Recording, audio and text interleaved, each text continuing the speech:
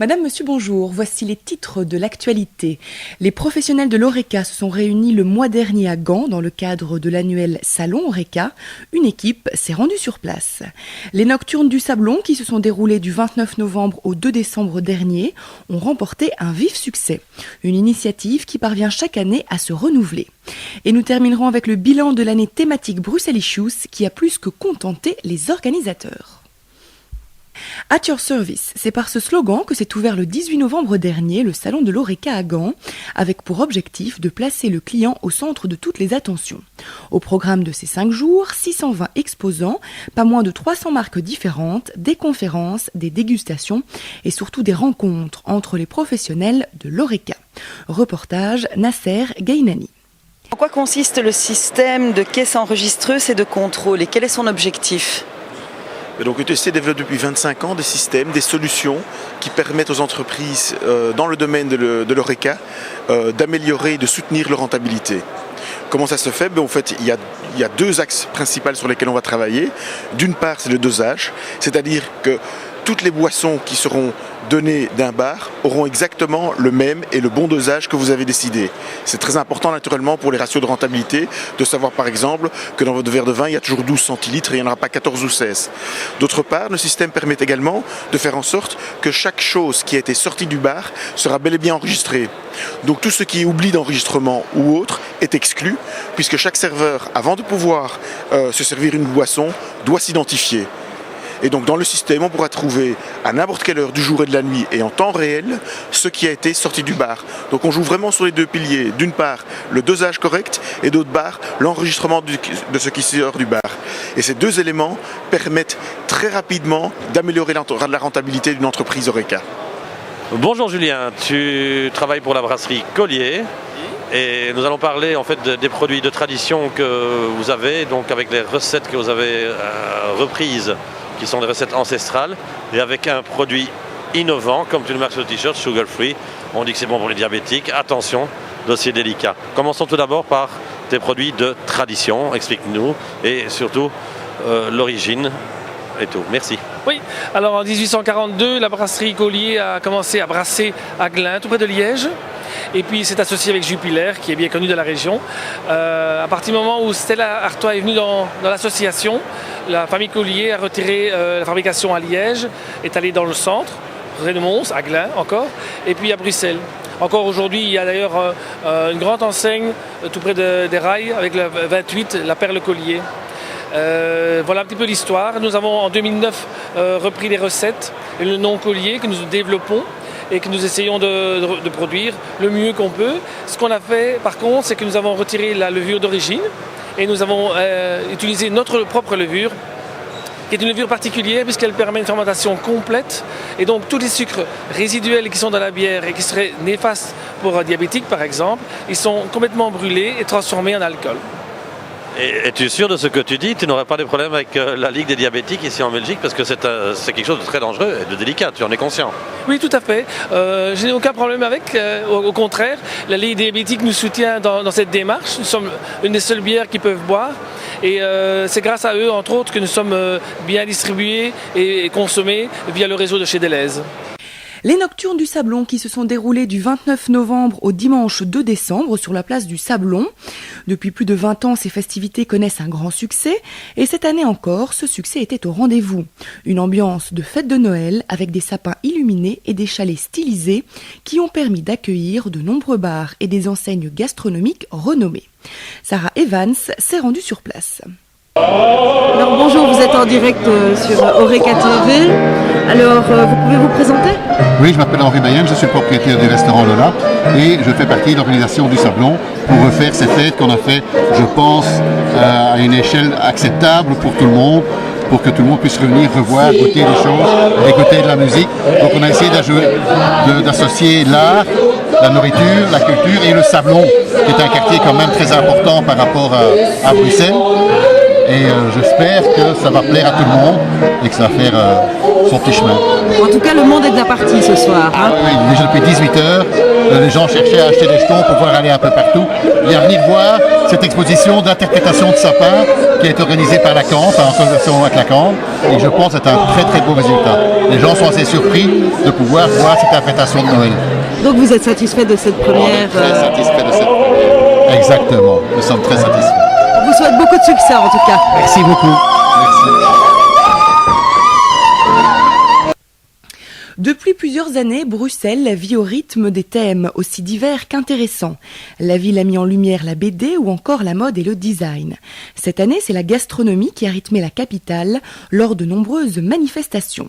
La bière, le chocolat, les frites et bien d'autres mets typiquement belges ont été mis à l'honneur. À présent, l'heure est au bilan. Reportage Nasser Gainani. Alors Monsieur Boulkiridis, il s'agissait d'un gros budget quand même pour organiser cette année à thème. Comment vous êtes-vous organisé pour débloquer ce budget? Bien, pour une fois, je dirais que les Bruxellois aussi ont montré l'exemple, puisque les ministres ont accepté, plutôt que de garder leur budget et à le gérer tout seul, de mettre ça dans un pot commun et de faire en sorte qu'on travaille sur un projet qui est un projet commun, de mettre Bruxelles en association avec une image très intéressante qui est liée à la gastronomie, et finalement en gonflant et en essayant d'avoir le maximum de budget par un apport qui est apporté par chaque ministre de manière séparée. C'est ce qui nous a permis d'avoir une véritable programmation durant une année complète qui a vu énormément de projets voir le jour, le tram gastronomique, un concours sur les frites, plusieurs records du monde, le plus grand train en chocolat du monde, le plus grand lancer de toc au monde sur la Grande Place, qui était une chouette image, un beau rendez-vous.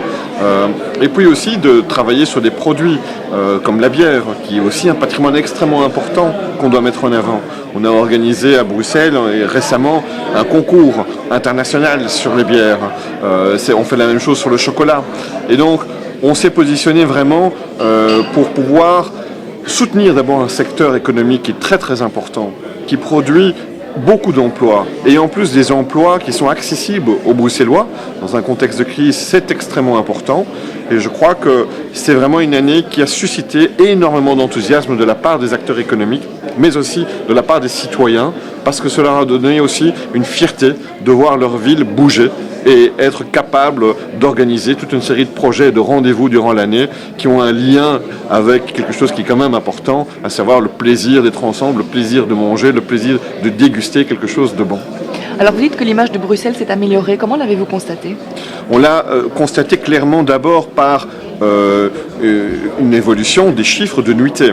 On était dans des chiffres qui étaient en deçà de 2% d'évolution par année jusqu'en 2009. On a atteint les 7, 8, 9% d'évolution chaque année en termes d'augmentation du nombre de nuitées à Bruxelles. C'est quand même très significatif et très important dans un contexte de crise économique mondiale qui est vraiment très marqué. Deuxièmement, c'est le nombre d'articles qui ont parlé de Bruxelles à partir de cette année thématique de Brussels Issues. Et donc là, c'est plus de 2000 articles.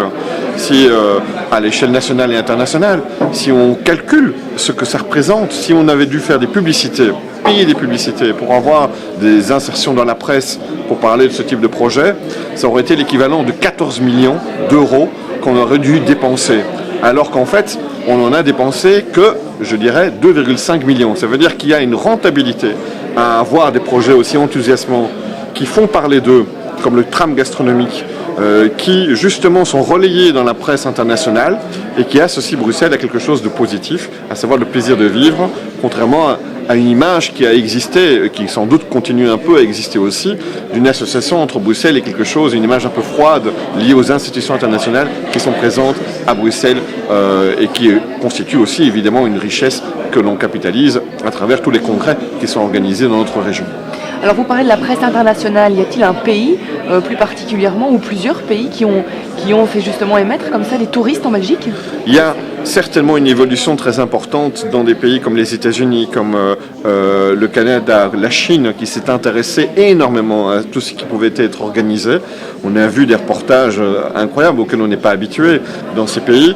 Chaque fois qu'on a réalisé un projet qui avait un peu une symbolique importante, effectivement, nous avons eu une presse à laquelle on n'était pas habitué de recevoir et d'accueillir pour des événements qu'on organisait auparavant. Ça veut dire donc qu'il y a là un impact qui existe à l'étranger, très très très manifestement, et qui fait en sorte qu'on contribue à changer l'image que l'on a à Bruxelles, et qui fait en sorte que, concrètement, choisir Bruxelles comme une ville de city trip, comme une ville où on peut aller en vacances, devient un réflexe de plus en plus important qui se traduit par l'augmentation du nombre de nuitées extrêmement importante ces dernières années. Alors vous l'avez dit, le projet est arrivé dans une période de crise, ça a pu parfois être mal perçu. Oui, parce qu'on ne comprend pas toujours, quand on parle de tourisme, on pense forcément à soi quand on est dans une situation de tourisme. On se dit, bon, ben voilà, vous êtes en train de soutenir une activité de loisir alors qu'il y a quand même des choses plus fondamentales. Le tourisme, c'est surtout de l'emploi. C'est un apport économique extrêmement important dans la région. C'est plus de 16% du PIB de la région bruxelloise qui est concerné par le secteur de l'ORECA. C'est plus de 35 000 emplois qui sont concernés et avec un potentiel de progression très important. Ça veut dire que quand on soutient le tourisme, on soutient le secteur de l'ORECA. On lui permet aussi de pouvoir engager des personnes et on le sait aussi là, quand on parle d'engagement dans l'ORECA, on a généralement, pour Bruxelles c'est très important pour nous, qui avons un chômage qui est malheureusement très élevé, plus de 70% des personnes qui travaillent dans l'ORECA qui habitent la région bruxelloise. Il faut imaginer que la moyenne dans les emplois à Bruxelles est de 45%. Donc on est bien au-delà de la moyenne des emplois pour les Bruxellois et donc c'est un secteur que les Bruxellois doivent absolument soutenir et contrairement à ce qu'on pense, faire le lien entre le tourisme et l'emploi, c'est un lien direct. Et c'est même en particulier dans ce contexte de crise, il faut soutenir ce secteur-là parce que justement il soutient l'économie qui ne peut pas être délocalisée et il soutient les emplois qu'on peut créer. Alors dernière question, si c'était à refaire cette année de la gastronomie, vous feriez exactement la même chose ou vous changeriez certaines choses? Écoutez, moi j'ai été un des premiers à proposer de faire cette année de la gastronomie et j'en garde une fierté immense.